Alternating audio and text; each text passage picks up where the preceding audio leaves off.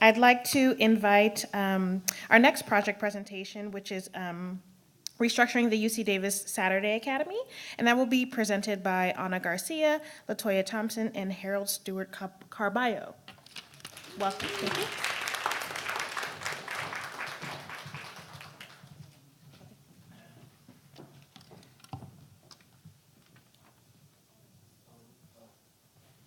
All right, good evening. Can you all see me? I'm short. All right, so we are the UC Davis Saturday Academy Evaluation and Program Enhancement. And if our colleagues could stand up as soon as I mention you, we have AJ Ellis, myself, Ana Garcia, Cherise Torres, Aaron Griffin, Harold Stewart Carvalho, Latoya Thompson, Rosalind Clark, and Taryn Heckers. And so the purpose of our academy was to assess program quality, impact, and areas for improvement by survey and feedback.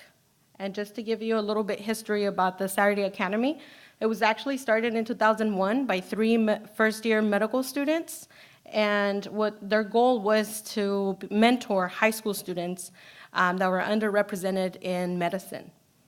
And so what we wanted to do is look at what was working for the Saturday Academy and where are the gaps, and what can we do to close those gaps.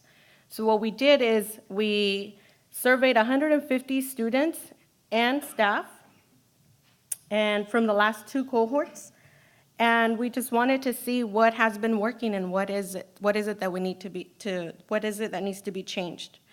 Our work is continuing. It doesn't end now, but our goal is just to make the best out of the Saturday Academies beginning in 2018 and beyond.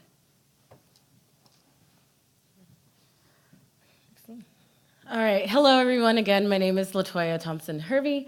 So we did a survey with our students and a couple of the staff members who had involvement with the past Saturday Academies that we've had. Basically what the Saturday Academy is, we've had 4 Saturdays where students will meet at the School of Medicine and they will have a short lecture and then they go through a rotation of different hands-on activities. A lot of the lectures sometimes they were by doctors from the medical school, but most of them were taught by medical students from our School of Medicine. So through the survey, we were really surprised by how many students responded to it, because some of them were in person, other ones we just sent out an email and we're like, please, please, please do this. And so we had a pretty good response of about 44%, and that's including students who have graduated the high schools that we're at, are already in college, have already moved on. So we were really excited with that response. Of the responses, a lot of the reoccurring themes, they were really happy to have hands-on training, really excited to meet medical students, ask them questions, interact with them, see faces that look like theirs, hear stories that were similar to theirs. Maybe they're first generation, they're low income, they're from single parent households, they're motivated by family and their community, whatever the case may be. So that was a really good part for them to be able to connect with someone and be able to see themselves in that position someday. Another thing that they were really excited about was being around other like-minded students. And for a student who did this as a freshman or a sophomore, and now they're seniors, freshmen in college, sophomores and juniors, to remember that experience and be like, I'm in a room with kids who think like me or motivated like me and want to do big things, was really exciting. With some of these surveys, some of the things I wish I could have captured verbally was how excited they were when they were thinking back on their experience. Because they wrote it on paper, but like the light in their eyes and them talking about the students who were no longer there, but hoping they were doing well and things like that was really cool to see as well. They really like the opportunity to get to meet new students from other schools, because like it's one thing to be with your friends, it's another thing to find out there's other students across the city that share that similar goal with you. And they enjoyed actually doing a lot of the team projects. So the final Saturday of Saturday Academy, the students are actually doing research throughout the time they're there, but they actually do a presentation for their friends and family and the staff. So they have an opportunity to do this and speak in front of a crowd of people. And for some students, that was also a really big thing. They're like, it forced me to be part of a team and face my fear of public speaking. So that was like one of the smaller notes, but that was one of those big like, yes, we did something awesome. So that's the increased confidence piece. And the mentoring piece. So they were able to connect with different students, different staff, different medical students, and just be able to pick their brains even beyond this experience. So that was what's really, really cool for us. Some of the things where we also got back, students said 4 Saturdays was not enough. They wanted a longer program. They wanted more in-depth topics because we were very like, surface, here are some of the basics, but students are like, we want to know about reproduction, and we want to know about ocular health, and we want to know about all these random things. And we're like, oh, we're just going to go here. You want to go all the way through the process. So they basically want mini medical school. So it's pretty awesome that they want that much information, but they also wanted to be able to connect it to current issues that are going on. So when Zika came out, they wanted to probably do research on stuff like that. So they wanted to be able to connect it to stuff that is going on in their current life, so it's more tangible for them. Some of the gaps that we have, it's always going to come back down to money and time and resources. So we need money to make sure that we have the ability to get they literally get to touch like lungs and brains and hearts of sheeps and cows and things, the grossest Saturday, I think. But they get that experience, but those things don't come easy or cheap. So there's that. And then there's also being able to continually fund the snacks and the food and the things that fuel them throughout the day. And then also having the resources to be able to get the medical students out there, because of course it's great for them to come out free on a Saturday, but if we can give them like a small stipend, it would motivate more of them to come out to do it more often. So that would be pretty awesome as well, like as a surprise, like, oh, thank you for your day. Here's $25. Wait, what? I was just doing this for fun.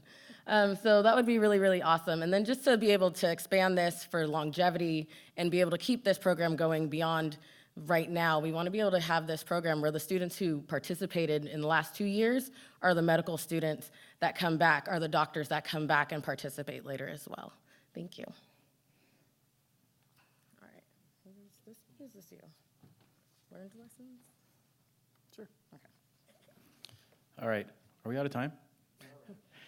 Okay. Anybody knows me, I could speak for 50 minutes, so I have one, I think. So lessons learned.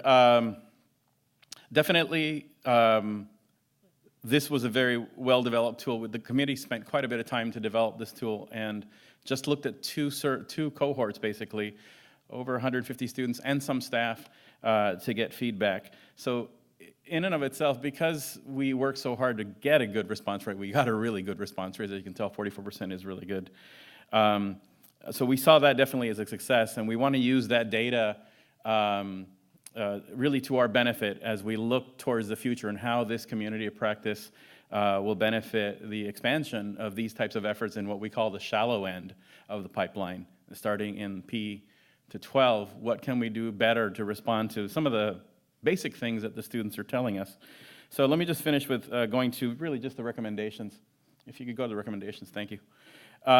We want to continue this COP effort, in particular with the work on the focus and looking at what the youth are telling us they want from these programs, specifically with institutional support to extend and expand this evaluation and ongoing feedback from program development. I can't tell you how many of us in Sacramento are at Starbucks and we run into Shaquille Fisher, who's at Sac State, but was at River City High School in EAOP and actually did the Saturday Academy. It was a one-off, but he did it, and it was very, very impactful from him as we learned from just this small evaluation, from just these 2 cohorts of over 8 different cohorts who have done this program, or Angelina Pugach, who's actually in the nursing program at Sac State.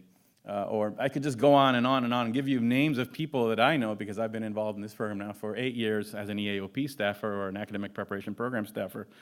So it is impactful, but as the students are telling us, they want to see more. So we need to establish closer collaborative ties to the local P12 educational network and explore ties to regional career pathway efforts. We're already starting to make contact with the largest district in the region, Sacramento City Unified School District, and their career pathways director to find the linkages that need to be made, because if we are teaching students chemistry in the 10th or biology in the 9th, and we're engaging in these programs, what are the linkages? Why shouldn't they be made? How can we make them and do it more effectively so we integrate the curriculum of the high school student in this mini mid-school program as opposed to the one-off? That's one of the reasons this committee is so passionate about continuing this work well beyond just this survey. The survey was just really a start in the way that we look at it. And finally, we want to find ways to engage the institution, and when I mean the institution, I mean us, UC Davis, the school district, the institutions that are responsible for developing these young people that we are wanting to target effectively. In an in-depth examination of the complex nature of the P20 Health Careers regional pipeline and to develop committed, and I would highlight that, I wish we would have put it in red, that we would develop committed long-term efforts, not that we're not, but we need to be more committed and more long-term that are genuine and aligned with the stakeholder goals in all the segments. So I want to actually thank the medical school for allowing us to be part of this process, and we hope to continue our involvement. Thank you very much.